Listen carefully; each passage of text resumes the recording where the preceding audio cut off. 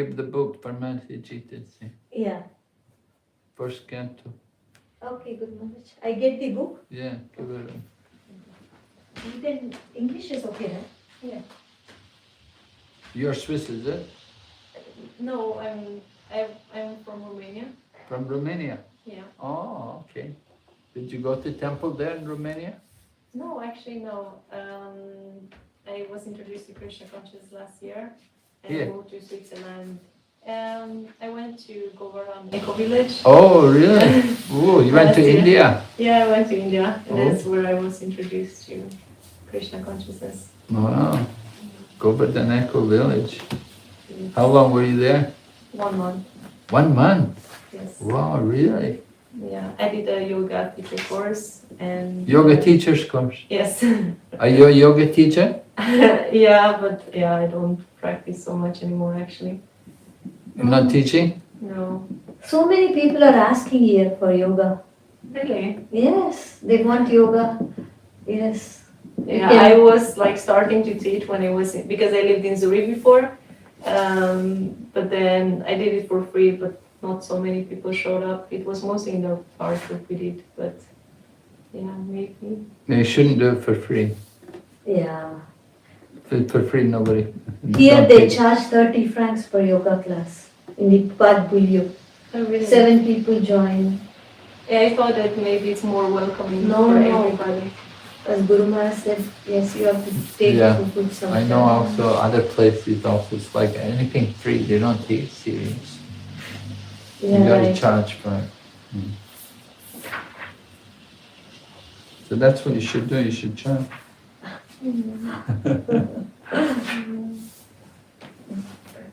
Thank you.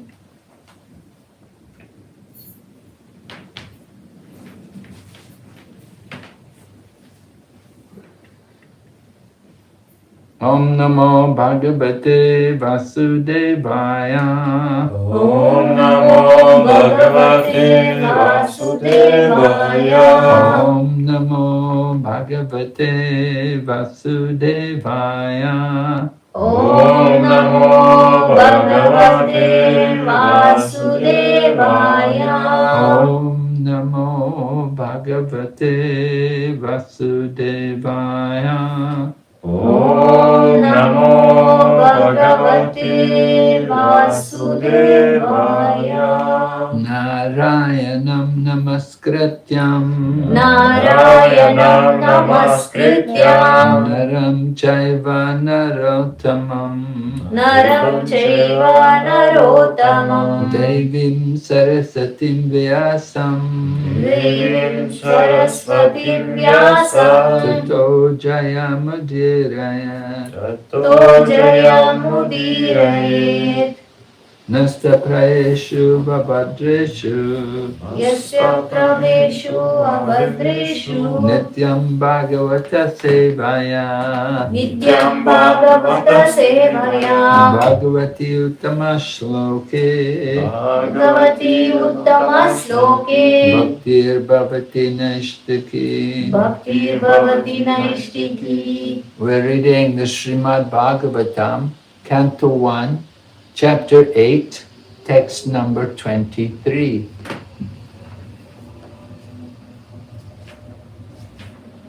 Chapter 8 is entitled Prayers by Queen Kunti.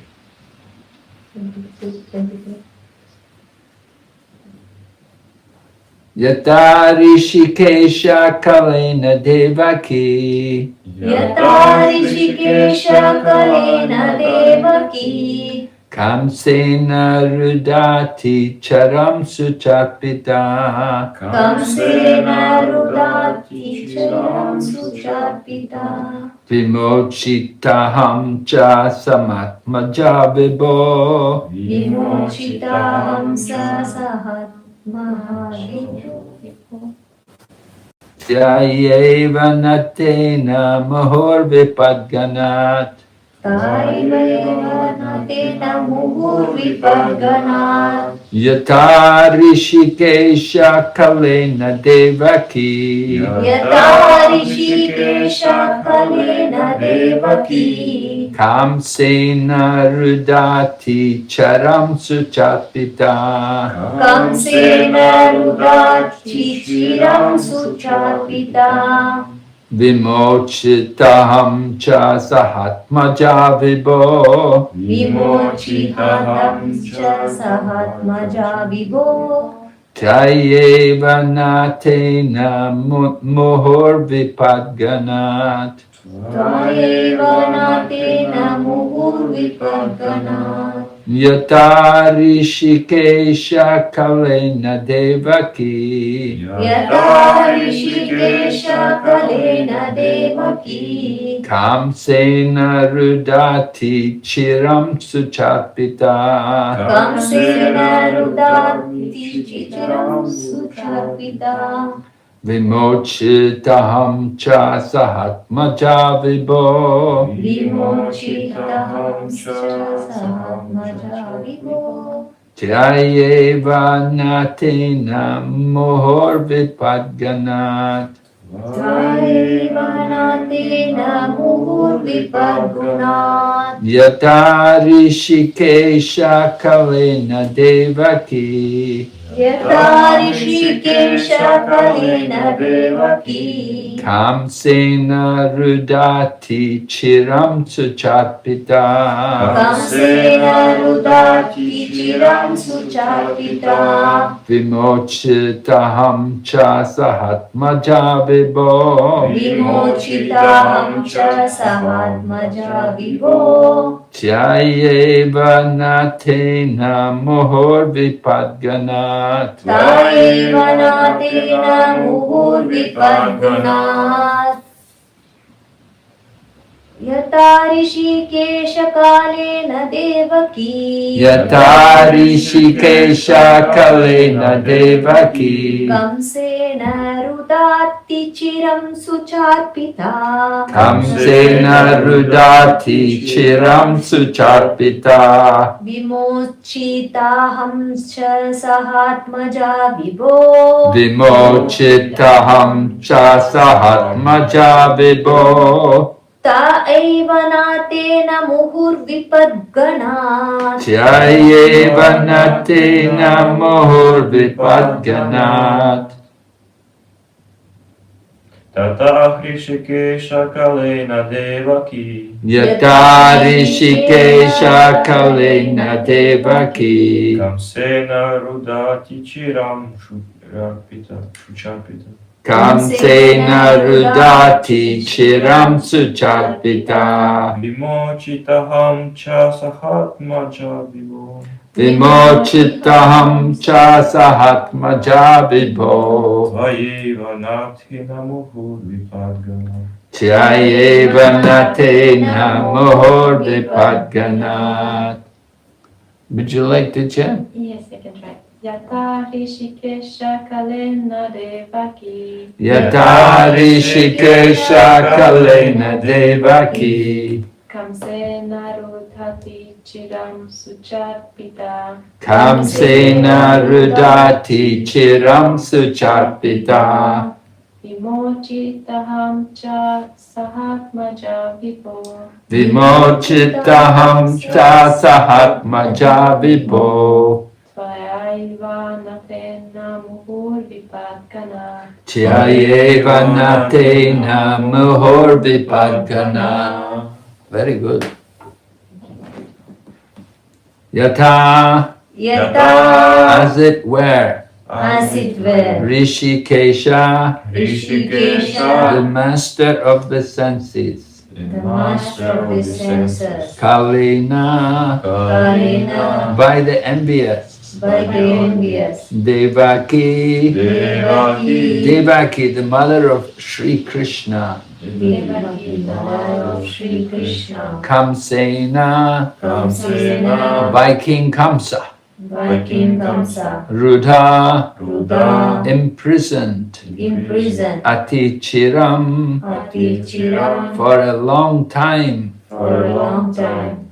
Shucha arpita, Sucharpita, distressed, distressed, vimochita, vimochita, released, released, ahamcha, ahamcha, also myself, Also myself, saha atmaja, Sahatmaja, along with my children, along with my children. Vibho, Vibho, O Great One, O Great One, Tvaya Eva, Vayeva, by your Lordship, by your Lordship, Natena, Namatena, as the protector, as the protector, Muhu, Moho, constantly, constantly, Vipat Ganat, Vipadgana, from a series of dangers. from a series of dangers. Translation.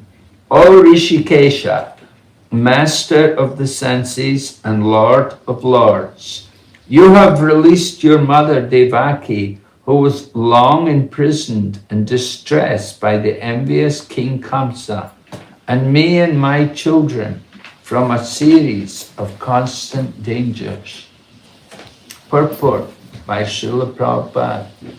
Devaki, the mother of Krishna and sister of King Kamsa, was put into prison along with her husband Vasudeva because the envious king was afraid of being killed by Devaki's eighth son, Krishna. He killed all the sons of Devaki who were born before Krishna, but Krishna escaped the danger of child slaughter because he was transferred to the house of Nanda Maharaj, Lord Krishna's foster father. Kunti Devi, along with her children, was also saved from a series of dangers. But Kunti Devi was shown far more favor because Lord Krishna did not save the other children of Devaki, whereas he saved the children of Kunti Devi. This was done because Devaki's husband Vasudeva was living, whereas Kunti Devi was a widow and there was none to help her except Krishna. The conclusion is that Krishna endows more favor to a devotee who is in greater dangers. Sometimes he puts his pure devotees in such dangers because in that condition of helplessness, the devotee becomes more attached to the Lord. The more the attachment is there for the Lord, the more success is there for the devotee. Om Jnana Timirandasya Jnananjana Shalakaya Chaksurunmilitam Yena Tasmai Shri Gurave Namaha Vancha Kalpatarubhyascha Kripa Sindhu Vaevacha Patitanam Pavanebhyo Vaishnavibhyo Namo Namaha.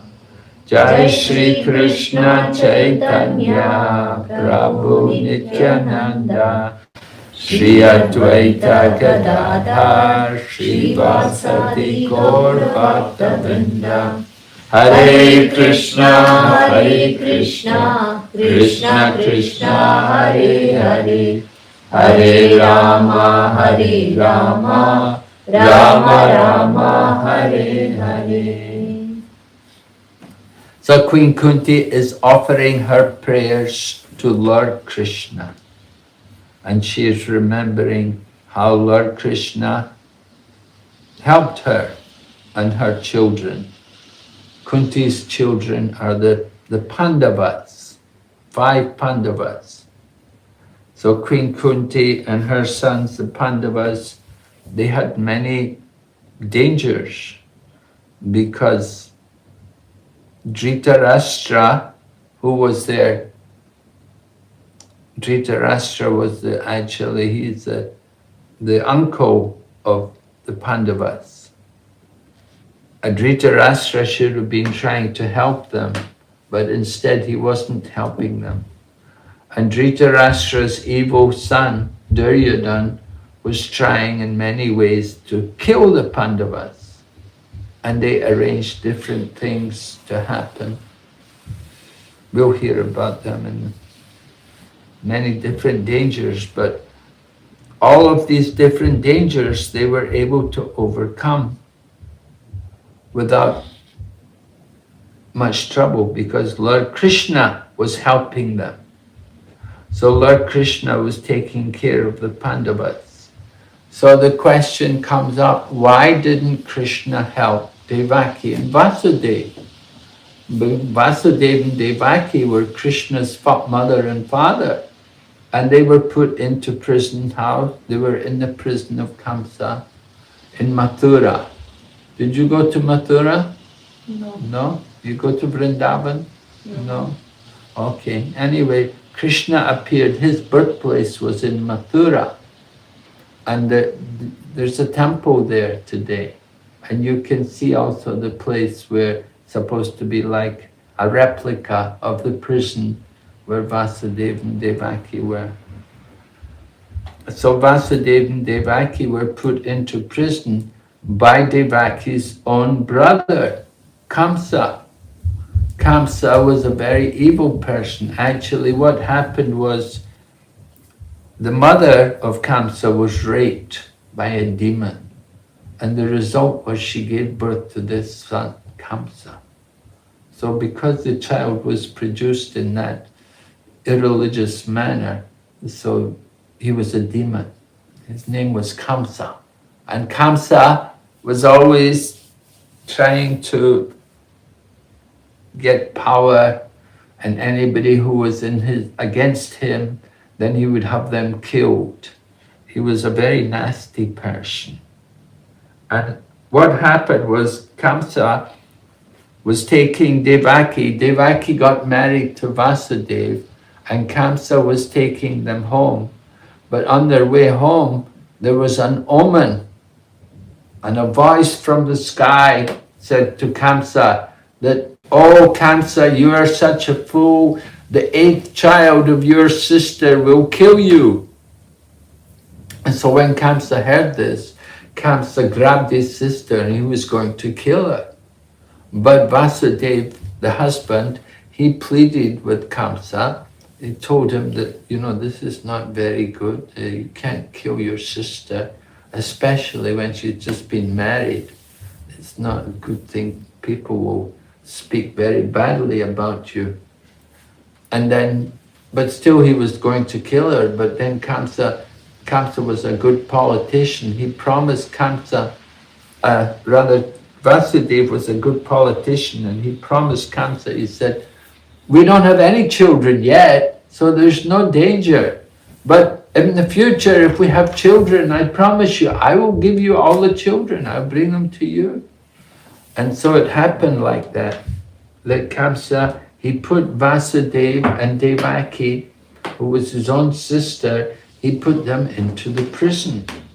And when Devaki gave birth to children, one after another, Vasudeva gave the children to Kamsa, and Kamsa killed them. And the first six children of Devaki were all killed by Kamsa. Actually, later on, Lord Krishna will bring them back. But that's a whole another story.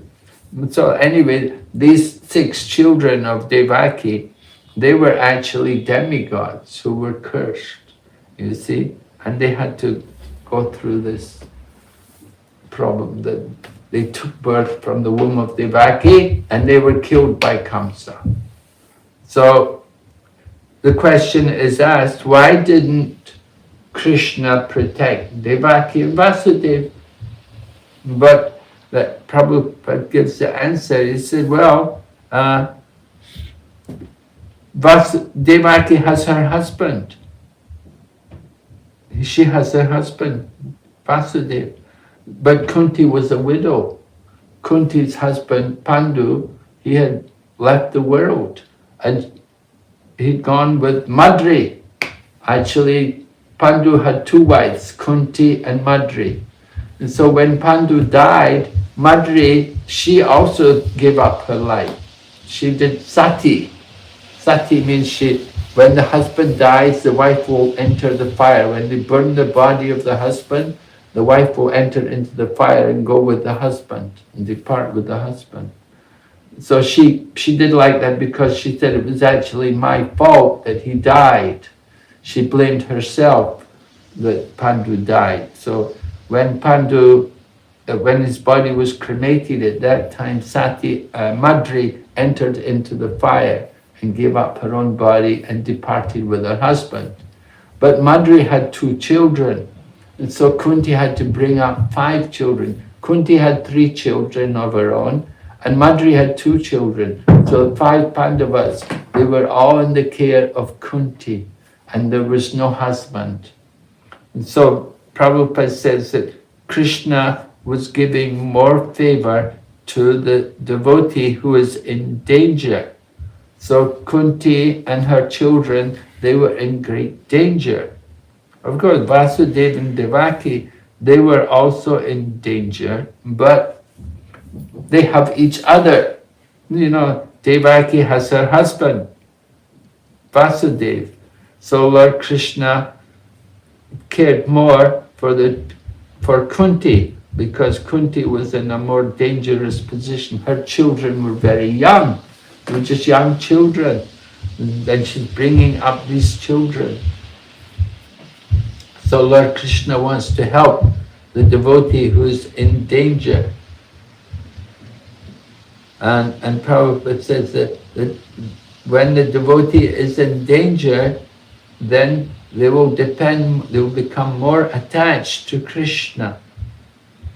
So danger is actually good, because when you're in a very dangerous situation and you don't know what to do and you're helpless, then at that time we turn to Krishna and we take shelter of Lord Krishna.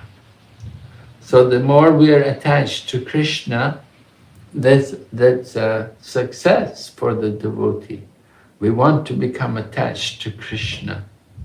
We should know that all the dangers in the material world, they're temporary. They come and they go, but still we have to face them, we have to overcome all the dangers.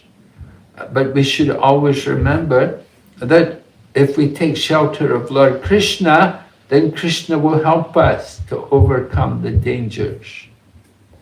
And there are many examples how the cowherd boys, you know, when they were all in the forest, the cowherd boys would go with Krishna every day in the forests of Vrindavan.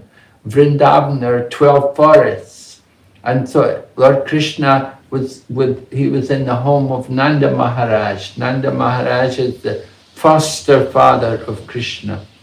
And he is a Vaishya. He takes care of cows. And he has a lot of cows. And Lord Krishna would go with the other cowherd boys. They'd take the cows to the forest every day. But when they would go into the forest, there would be many dangers, right? Just like one day there was a forest fire. In the summertime it gets very hot in Vrindavan. And Vrindavan is very dry, you know, very dry place, central India. And it's not far away from the Rajasthani desert. So it's very hot and dry. And when the forest gets very hot and dry, then sometimes the bamboo will rub together. And the bamboo rub together produce sparks. And the spark makes a fire because it's so hot. There will be many dry leaves on the ground. And the sparks from the from the bamboo, they rub together, produce some sparks, and you get a fire. You get a forest fire. Nobody did it, it just happened by nature. But like that, there will often be forest fires. And so one day the Krishna and the cowherd boys and all the cows, they were in the forest and there was a big fire. And it's a raging fire coming. So what did they do? They all turned to Krishna and they asked Krishna, oh Krishna, help us, save us. And Krishna, what did Krishna do? He told close your eyes. And Krishna swallowed the fire, right? Krishna just swallowed the whole fire. So Krishna could do these things. Another example was when Indra didn't get his sacrifice, Govardhan Puja. Indra was supposed to get his Indra Yagya, and Krishna didn't want Nanda Maharaj to do the Indra Yagya because he knew Indra's proud. And he thought, also these people are my devotees, the Brijbasi people, they're all devotees. They don't need to worship demigods. They don't worship people like Indra. So Lord Krishna convinced them not to do the Indra Yagya. And when Indra didn't get his Indra Yagya, he became angry. And he ordered the clouds, the Samvartaka clouds, which come at the time of the annihilation, he ordered them to go to Vrindavan and inundate Vrindavan with torrents of rain and lightning and thunder, and there was ice falling from the sky. And so all the people in Vrindavan and all the cows, they were all terrified because it became so cold and so dark, and lightning and thunder and heavy, heavy rain and ice falling from the sky. So what did they do? They came to Krishna. Oh, Krishna, you're the only one. Krishna is only 7 years old. But Krishna, when he knew this was Indra. So Krishna went, he picked up the Govardhan hill. And he picked up the Govardhan hill and held it up, and then he called all, come under the hill for shelter. So there are many examples how the devotees were in danger. And they take shelter of Lord Krishna. Lord Krishna protects them. Another example was Uttara. Uttara was the wife of Abhimanyu. Abhimanyu is the son of Arjuna and Subhadra, is it? Arjuna and Subhadra, son. Yeah, yes. Abhimanyu. So Abhimanyu was, he was fighting in the Kurukshetra war, but he got killed in the Kurukshetra war. So Uttara was left, she was pregnant. Her child was still in her womb. She had not delivered the child yet. She was carrying the child in her womb. And Ashwatthama, the son of Drona, he wanted to kill all the descendants of the Kuru dynasty. So he released the Brahmastra weapon against this child in the womb of Uttara. And Uttara, she saw the Brahmastra weapon coming, and so she saw that, she knew, oh, this weapon is coming. She said, I'm not worried about myself, but she said, don't let this weapon kill my child. And she came running to Krishna, Pahi Pahi Mahayogin, Deva Deva Jagatpate. She said, there's no one else but you who can protect me from all this danger. So Queen Uttara prayed to Lord Krishna, and Lord Krishna protected the child in the womb. Lord Krishna is everywhere. So he's also in the womb of Uttara. So he just expanded, he encircled the womb, protected the child in the womb. So when the Brahmastra weapon came, the child was not harmed. So this is another example how Krishna protects a devotee. So we say, Mare Krishna Rakhe Ke, Rakhe Krishna Mare Ke.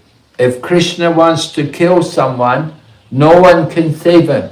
And if Krishna wants someone to die, nobody can save.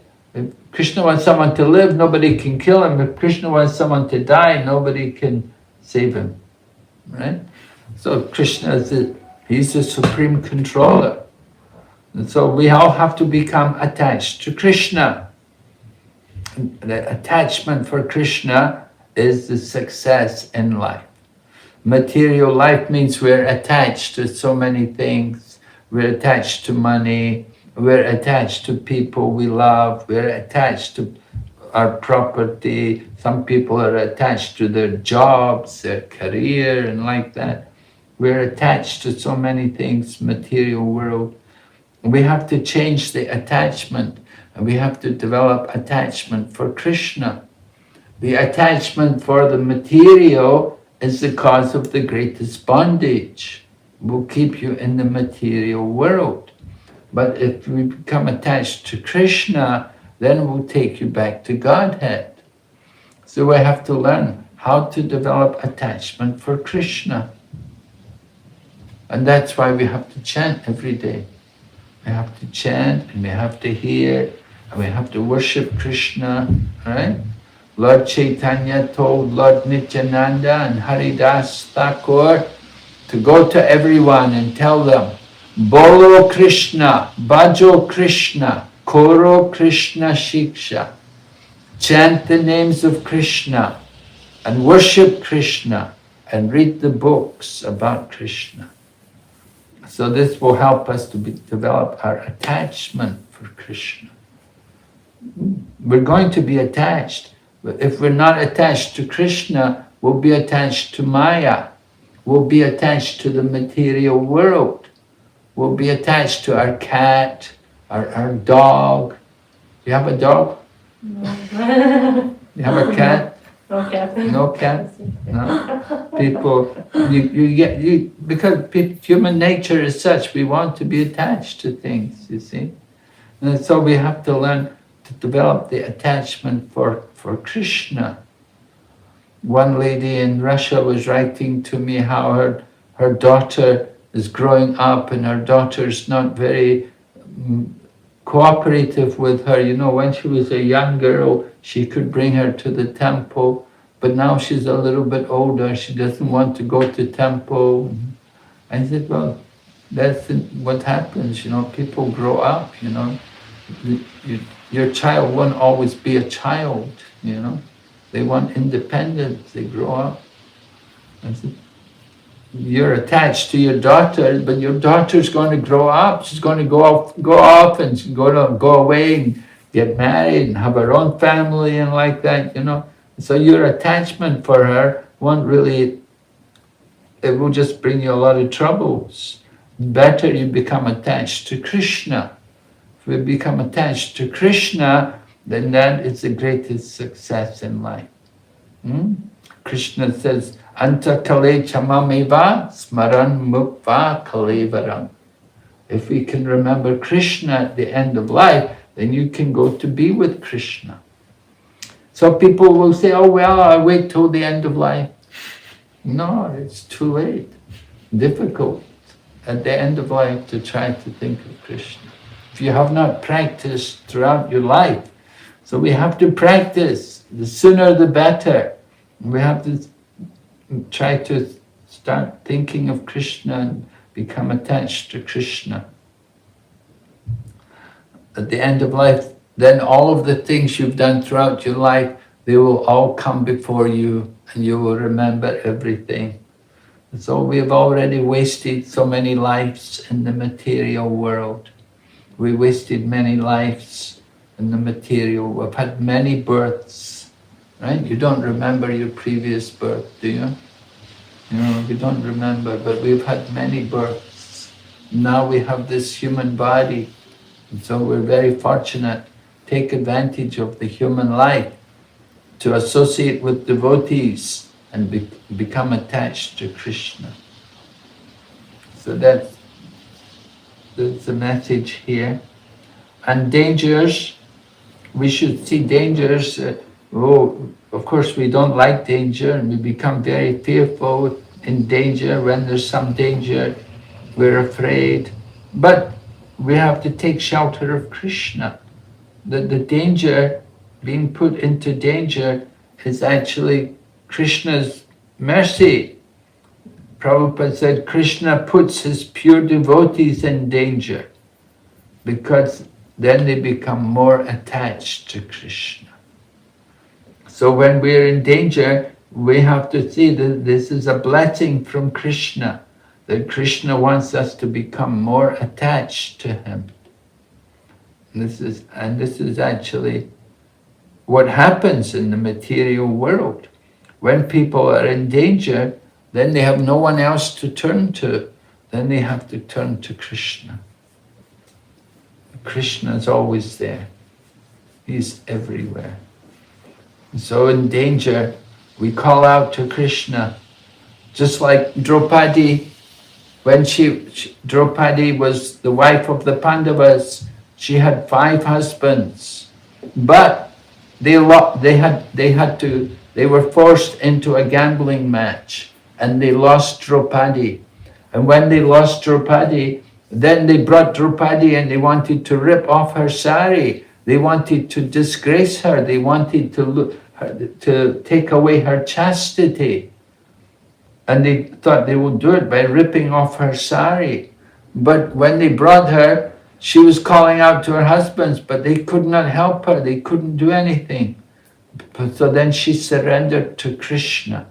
And Krishna manifested as the unlimited sari and protected Draupadi. So Draupadi could keep her charity because she took shelter of Krishna. She thought nobody else could help her. Krishna was the only one who could help her and save her from the danger. So the same way we have to become attached to Krishna. We have to develop that attachment. So that's why our program of hearing and chanting is very important. Make it a habit to chant and to hear about Krishna, to think of Krishna. And then we can overcome all the dangers, all the obstacles in the material life. Okay, are there any questions? Yes?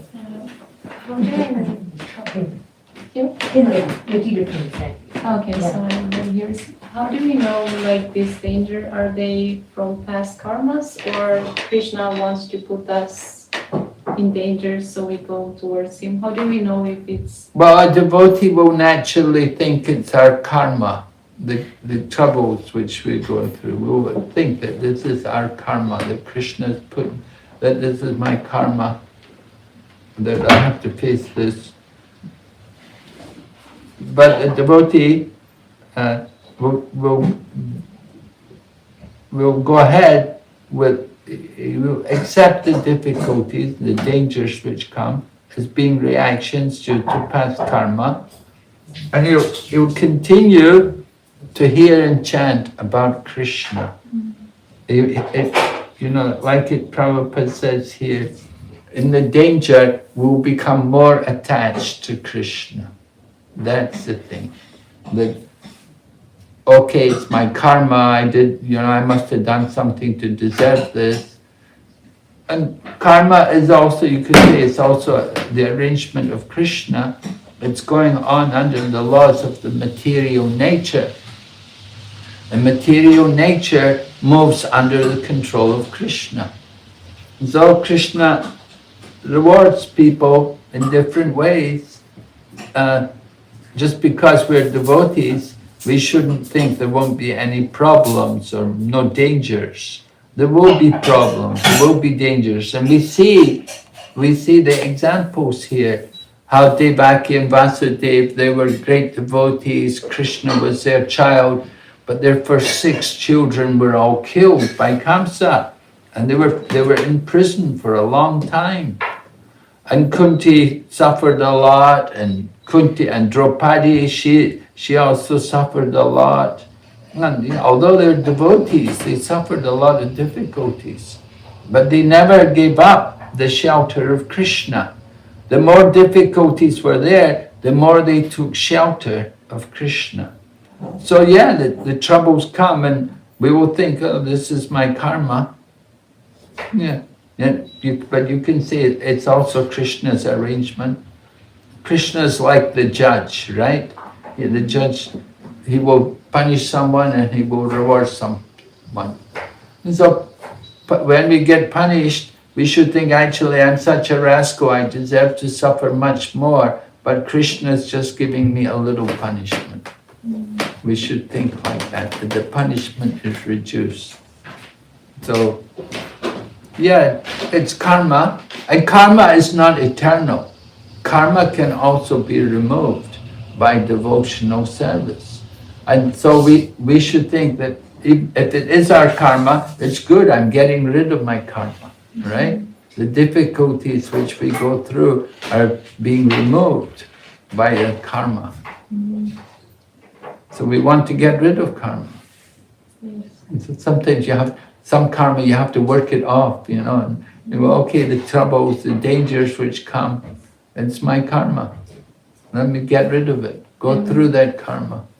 And when we do devotional service, the karma also gets released, or? Yeah. By devotional service, it removes all the karma. Just like you have an ocean of petrol, a little spark can burn up all the petrol to ashes. So all the reactions of our past, they can all be removed by a spark of devotion. It's stated like that in the scriptures. By doing devotional service, we get rid of all the past karma.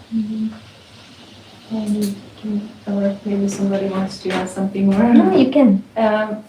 When we choose, like, for example, when we choose to put ourselves in difficulties, when we do, for example, austerities, and Well, doing austerities, yeah, that's not really difficulties. That's austerities. That's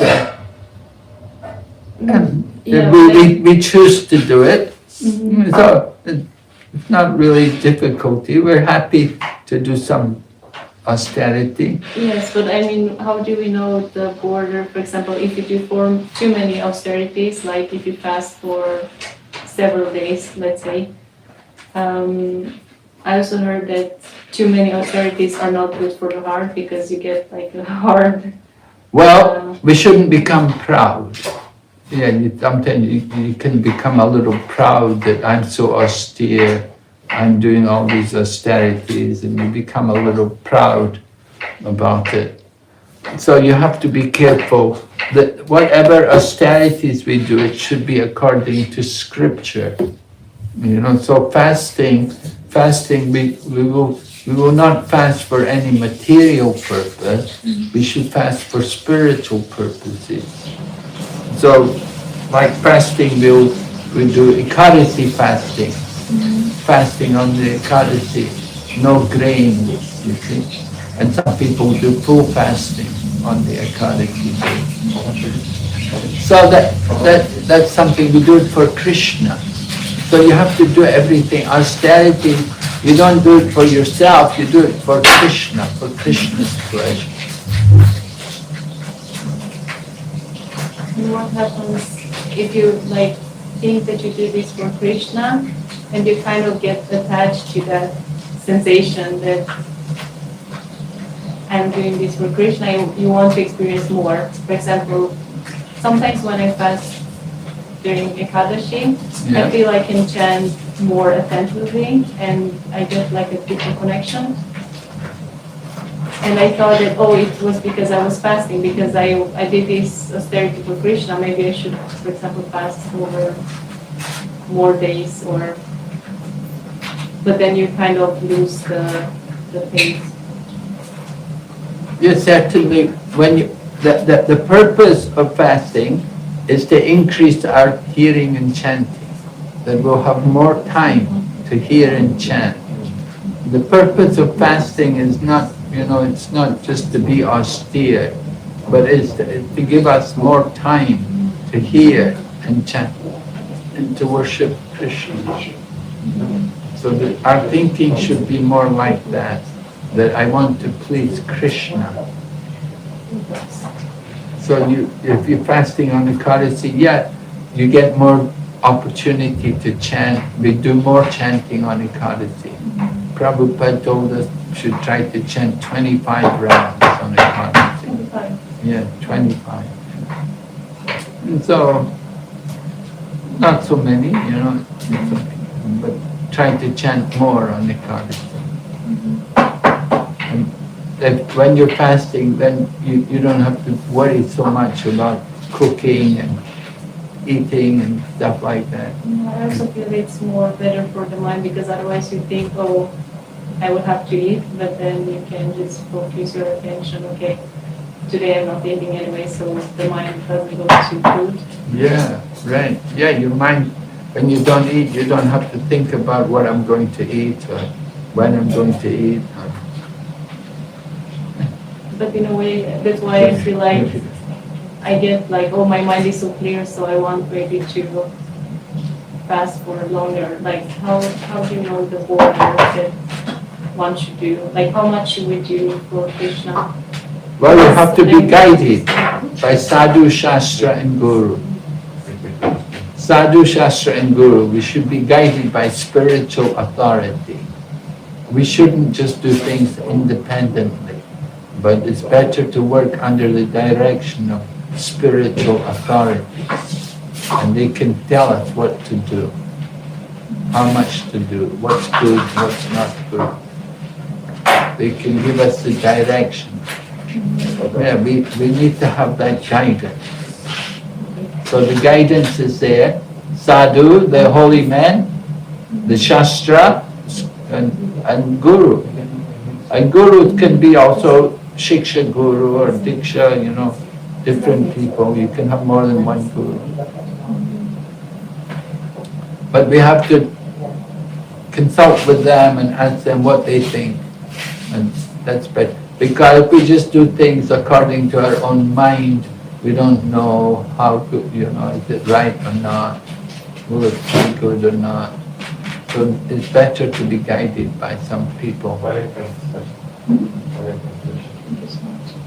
You must have had some gurus there in Echo Village, in Govardhan Echo Village. Yeah, I have my yoga philosophy teacher who I sometimes ask, but Okay. sometimes it's just so hard to know like how much to ask for guidance. Yes. Anyway, that you don't have to be shy about it. You definitely, we do need to ask these questions, kind of questions. That's the business, the relationship between the teacher and the student, that the student will put questions to the teacher. That's understood. That's a good student who will ask questions. In the Bhagavad Gita, Krishna says like that. Have you read the Bhagavad Gita? I'm currently reading it. You're reading it? Chapter 9. Mm-hmm. So in chapter 4, text 34, where Krishna says, just try to learn the truth by approaching a spiritual teacher. Inquire from him submissively. So inquire from him. You have to put questions to him. And he can reveal to you everything. So this is the process of advancing, getting knowledge, that we inquire. We want to know, what about this? So, teacher will be happy when the student comes with good questions. The questions should be about, they shouldn't be challenging. They should be genuine. The student genuinely wants to understand something. The teacher will be happy.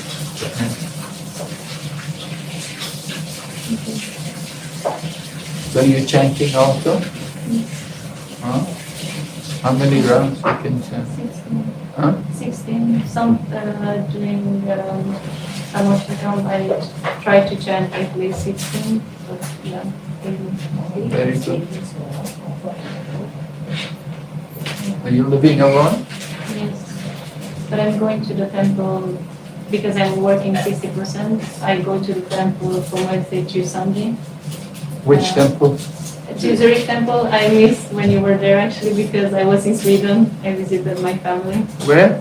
I was in Sweden the past 2 weeks. Oh yeah. But I usually go to Zurich temple. Zurich temple? Yes. From Wednesday to Sunday because I work. You go to Zurich temple. But you're here in Geneva now. Yes. You're staying here in Geneva? No, I stay in almost 3 hours from here.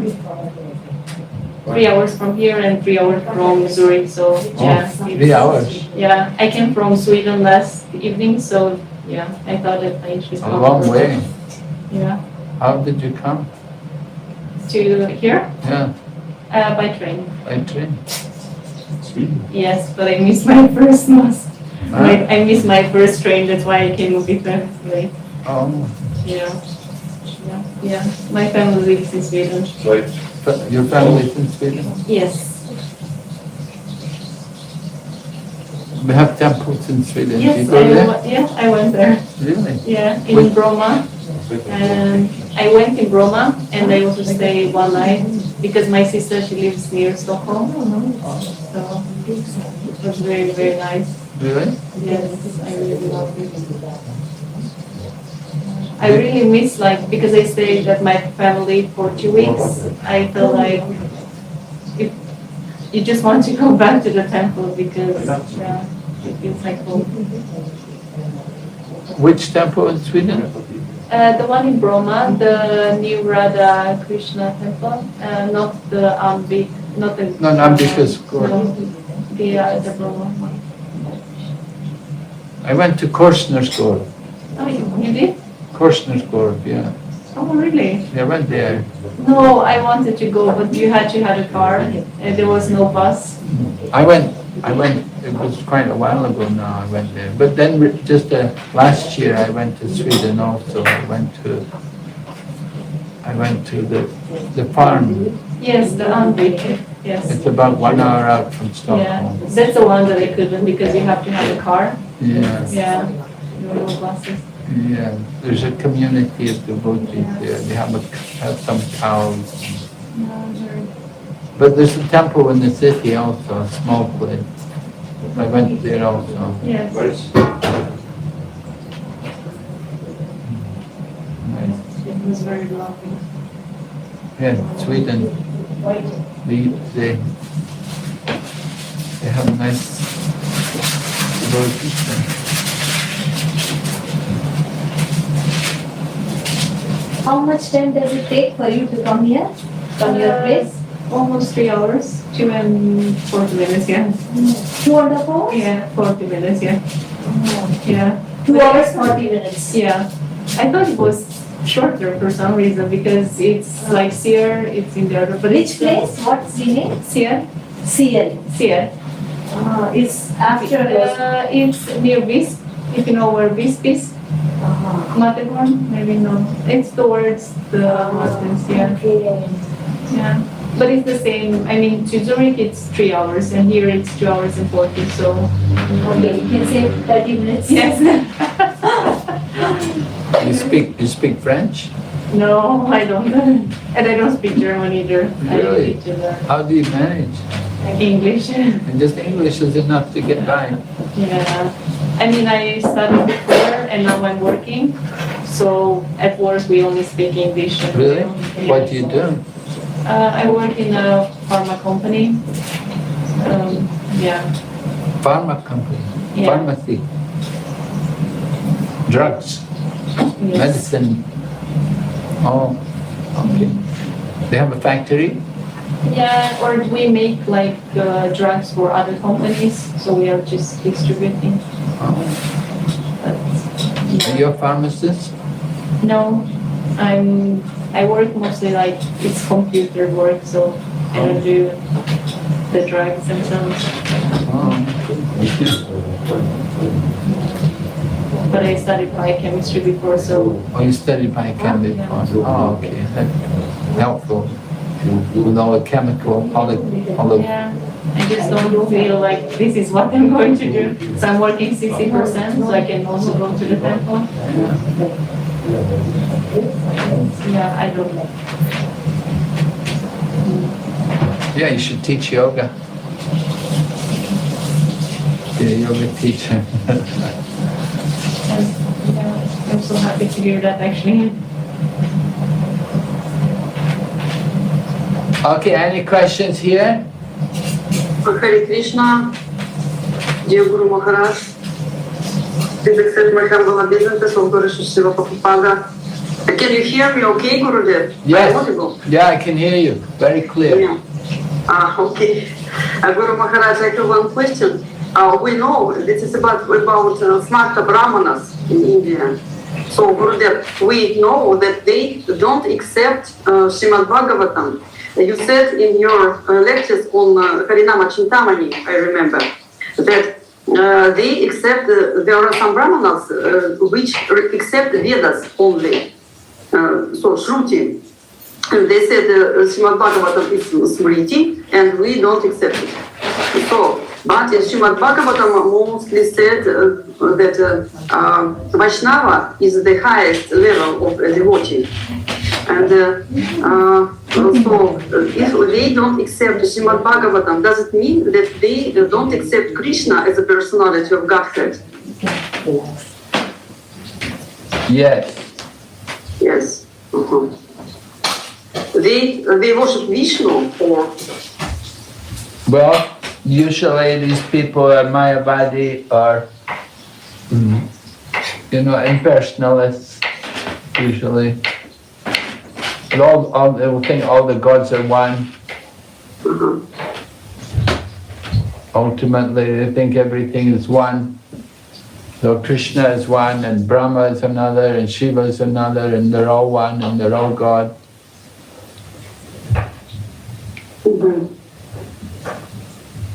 And some smarter Brahmanas, they don't even believe in God. Sometimes they're just materialists,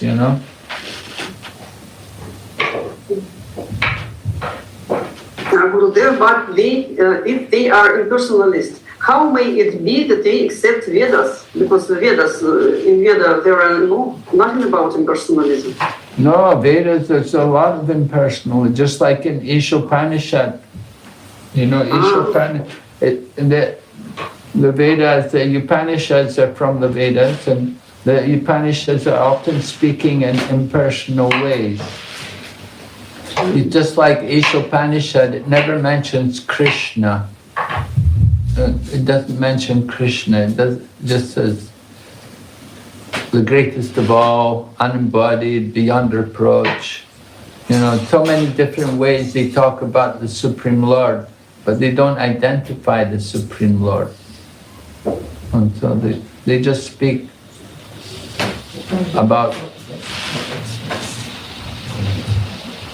the Lord in a very vague manner. They'll never actually describe that there's a person. So you can see that the people, there's many different other societies that they're Brahmagyanis. They'll lecture from the Vedas or they'll lecture from the Upanishads, then they will only speak about impersonalism, and the goal of the impersonalism is liberation, mukti. That's how they talk. Their interest is simply liberation. And the liberation they want is sayuja mukti, becoming one or merging into the Brahman.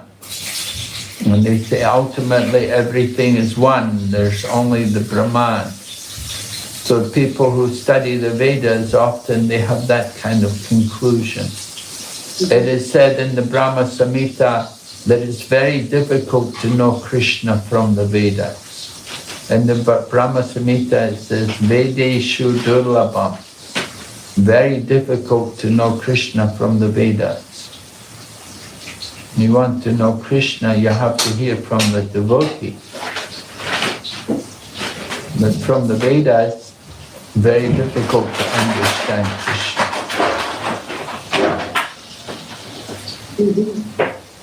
So Guru Maharaj, do they make Vaishnava Aparadha if they do like this? If they don't accept Vaishnava as the highest, or they don't accept Krishna?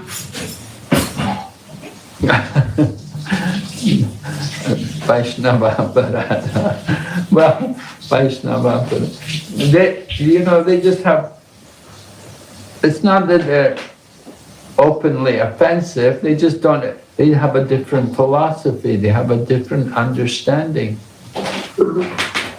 And see, they accept the absolute truth as being Advaita, as being one, just simply one, Brahman. So that is one aspect of the absolute truth. It's not wrong to think, to say Brahman, everything is Brahman. It's stated there also, Sarvam Kauvidam Brahma. Everything is Brahman. And so it's not wrong, there's no offense. But, we have a different, but we take things further. We see everything is one, but at the same time it's also different. And so the absolute truth is Brahman, and it's also Paramatma, and it's also Bhagavan. There are different stages of realizing the absolute truth. So if we say the absolute truth is Brahman, it's not wrong. It's okay. There's nothing wrong with that. But there's more. There's more to understand. And so we try to convince them that there's something more than just only the Brahman. But Guru Maharaj, can we convince them in how can we do it? Well, just like the four Kumaras, they were Brahmagyanis, and they went to Vaikuntha, and when they met the Lord of Vaikuntha, then they were convinced. So how can you convince people who are followers of Advaita? Lord Chaitanya, he convinced Sarvabhauma Bhattacharya. Lord Chaitanya convinced Sarvabhauma Bhattacharya by explaining the Atmarama Sloka and explaining Vedanta Sutra to him. And then finally Lord Chaitanya revealed his form of Satbuj to him. And then he became convinced. And so generally philosophical discussion is very difficult to convince people. But, if you let them chant the Maha Mantra, let them chant the holy name, and if they will chant and if they will take part in the kirtan, and then prasadam, kirtan and prasadam, gradually people can be changed. But of course some people are very attached to that impersonal philosophy. They're very attached to that. They don't want to give it up. So we try to preach to people who are more open-minded, who are more interested in looking for something, trying to find something. We try to spend more time with them. People who are already fixed in their philosophy, very difficult to change them. They've already got their own philosophy, they've got their own ideas. Then you can spend a lot of time arguing with them and you get nowhere. Yes, Guru. And so we have kirtan and we have prasadam. Distribute prasadam and have nice kirtan, and gradually, they can also become attractive. So, Guru Maharaj, but some of them, they were anyway very offensive to Vaishnavas. We know, for example, some of them, they were very against Bhaktisiddhanta Saraswati Thakur or Bhaktivinoda Thakur when they preach to everyone. And they throw stones in the Harinam and so on. What will be their destiny after the death? Well, it depends what they did. Certainly if they do something like throw stones and like that, then that's not good. You definitely get some karmic reaction for that.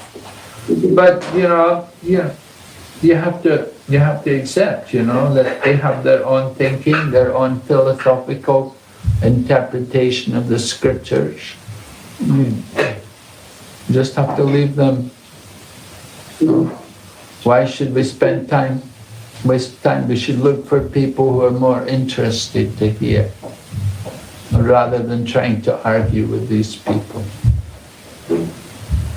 Okay. Okay. Thank you very much, Guru Maharaj. Hare Krishna. Yes, Mataji, you have your hand up. You have a question? Your microphone is off. You're muted. You're muted.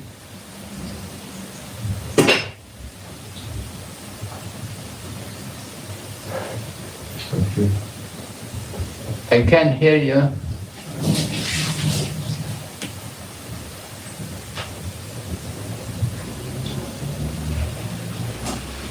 Guru Maharaj, we have a question of Nitya Kumari Mataji in the chat. Can I read for you? Well, wait, this other lady's trying to say something. She's, I don't know. You're still muted, Mataji. Who is it? Mataji is unmuted, but we can hear her. Oh, it's Nitya Kumari. Okay, yeah. Yeah, Nitya Kumari, yeah. Nitya, Vaishnavi, Nitya Kumari is muted, you know. I can't hear her. Nitya, unmute yourself. Vaishnavi, she is unmuted, but we cannot hear her. Yeah. You have to go out and come in, join in through video again. Or send the question through chat. She already sent the question, I think. Okay. Yeah. Okay. You got the question? That, Okay, can I read for you, Guru Maharaj? Yeah, right. Okay, yeah. Like when children ask me, does Krishna break the rules sometimes? Like for example, in Narasimha Avatar to save Prahlad, Lord Krishna did not break the protocol of the bull given to Hiranyakashipu. By factually he killed with his nails, with no weapons like that. But when Krishna stopped the Brahmastra to save Parikshit, did Krishna break the protocol of the Brahma Sutra's power to kill the destiny? How should I answer them? This time, what is the rule for? well, yeah, Krishna can, just like he gave benedictions to, Brahma gave benedictions to Hiranyakashipu that he could not be killed in different ways. So Krishna kept those benedictions. He didn't break any rules. He killed them, but the benediction was he could not be killed by any weapon. So it wasn't a weapon, it was just the Lord's nails. It's not a weapon. Weapon means a gun or a knife or a spear or something. So the Lord didn't use anything like that. He just used his own hands to kill him. So he didn't break any rules. He observed all the benedictions which Lord Brahma had given to Hiranyakashipu. Right? Hiranyakashipu wanted these benedictions, so Lord Brahma gave the benedictions, and Lord Krishna kept all those benedictions. And afterwards he told Lord Brahma, he gave him a row, and he told Lord Brahma, don't you give these kind of blessings again. You give me so much trouble. And that was why the Lord came in a form half man, half lion. Because he wanted the benediction, he could not be killed by any man or any animal. So he came half man, half animal. So Lord Krishna is very expert. He kept intact all the benedictions, all the rules. All right? Is that all right, Yuvati Sachi? I think so, yes. What was the other example she gave about? About, just Gurudev, I will check. About the Parikshit Maharaj, did Krishna break the protocol of the Brahmastra's power to kill the, I don't know this word. This time of destiny to kill the someone. So how should I answer them? Well, actually what happened was when Aswatthama threw the Brahmastra weapon, he burned the body of the child, but then Krishna replaced that body with another body. And the soul can never be burned. The soul's never burned. So the soul of the child was still there, and Krishna just replaced the body with another body. So the Brahmastra weapon burned the body, but Krishna replaced the body with another body. So he kept everything intact. The Brahmastra weapon, got his target, but Krishna gave another body. He just replaced the body.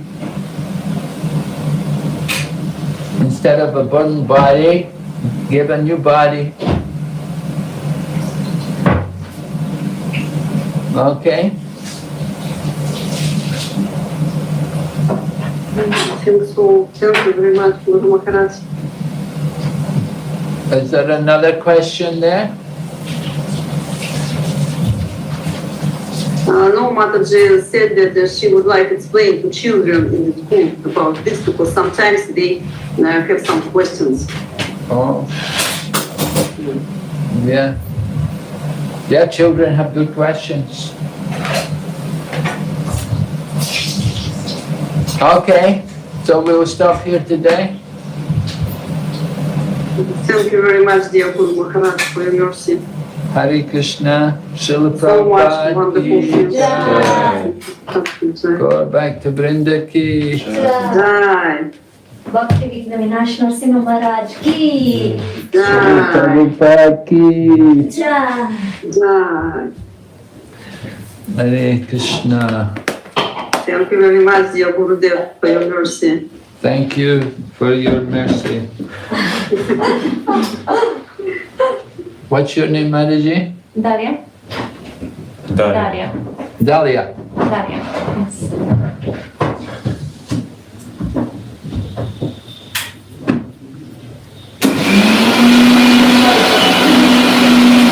So usually go to Zurich Temple.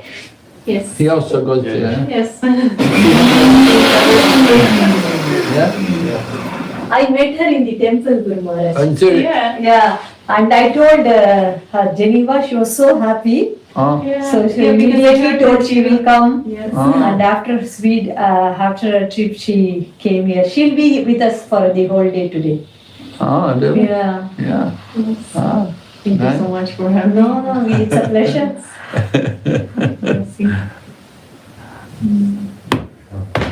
You mentioned before about only having attachment to Krishna. Uh-huh. Is it okay if we have attachment to like devotees or the temple? Or that's also a Well, concept? that's in relation to Krishna. Attachment to the temple, attachment to devotees. Those are all in relation to Krishna. Yeah, so it's okay. Yeah, we're attached to, somebody's attached to kirtan, somebody's attached to cooking, somebody's attached to prasadam, it's all in relation to Krishna. So it's okay to have other attachments as well? Hmm? It's okay to have other attachments, or because sometimes I feel we should not have any, or that was my understanding in the beginning, that I should not have any desires, no attachments.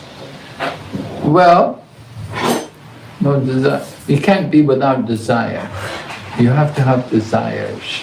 But the desires, we want to connect the desires in relation to Krishna.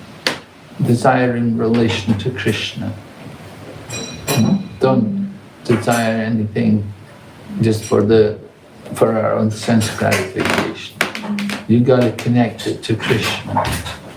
So so you can connect everything to Krishna, even for example your work, because Yeah. sometimes I feel it's so hard. I understand I can make money, I can donate, but I don't really see how I can do this, like my work for Krishna, how I can put Krishna in the center of my work. Well, you're working for Krishna, that's, you know, like you said, sometimes you need money for traveling to come to temple and like that, so it's all for Krishna.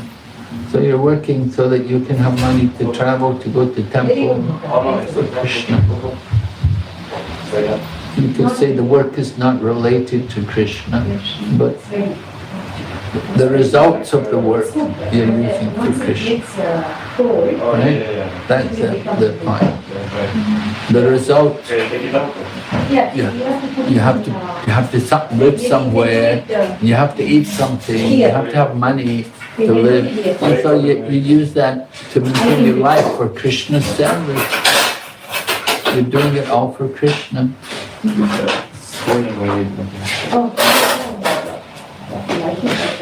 Because sometimes I feel like maybe why not just give it all and move to the temple. Well, you can also do that if it's convenient. Yeah, if you're in that situation, that's nice. Yeah.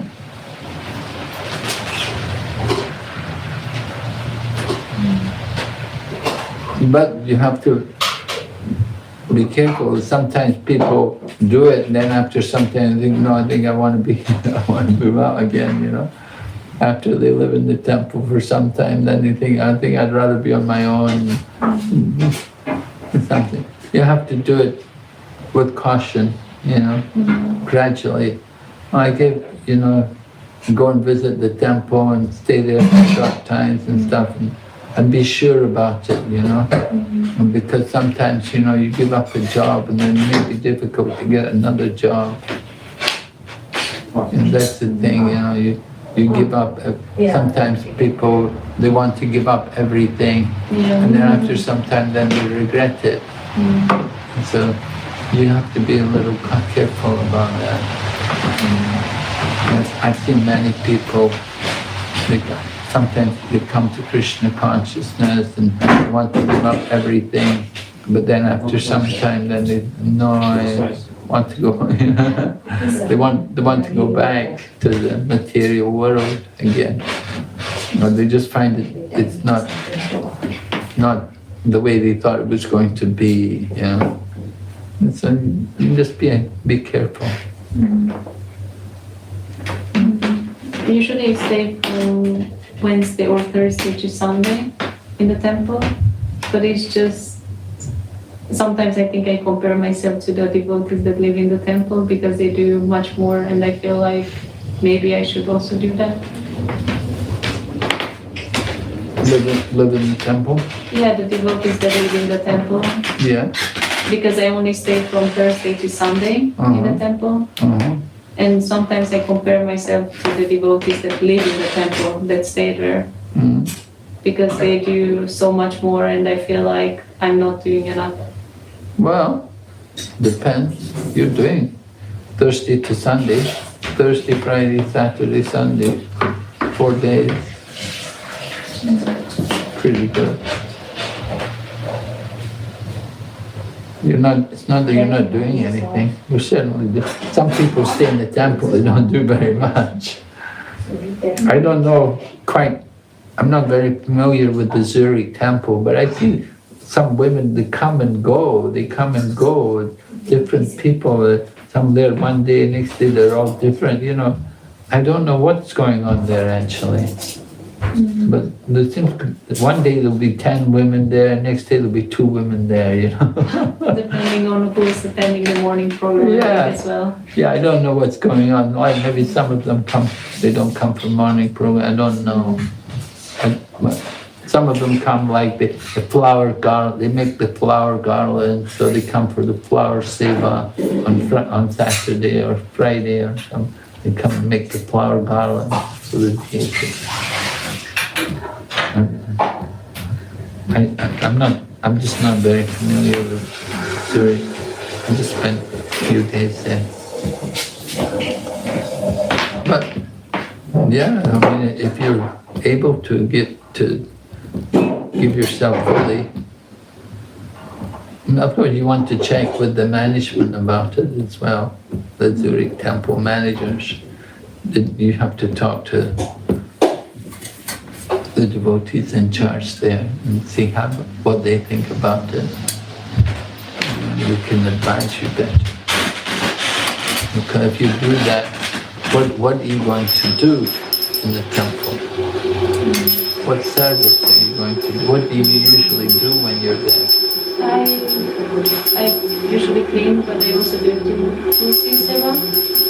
And I clean in the pujari room as well. And then, yeah, I also help with prashadam or making prashadam because I'm not really good at it. Okay. Yeah.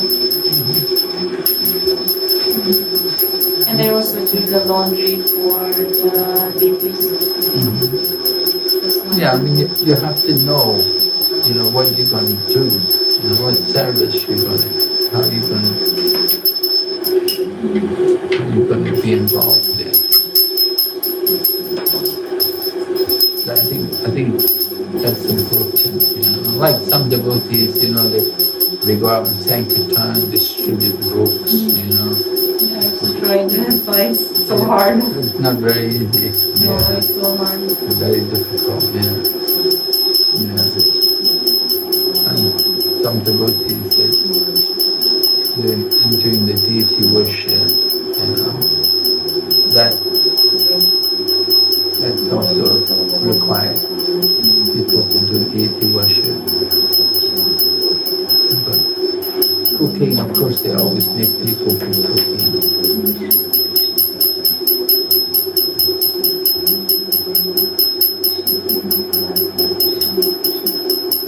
You're a Swiss citizen now, are you? I have like the work B permit, so I can live here 5 years. Yeah. And then after 5 years, You just renew the permit, so it's after 5 years, another 5 years. Yeah, I plan to stay here. Yeah, I think I want to stay here. It's just a matter where I want to move near to the temple if I'm working. So I can definitely you need to move nearer the temple. That's definite for sure. You want to be near, you can't be traveling 3 hours every time. It's too far away. I'm sure. You have to try to find some work nearby.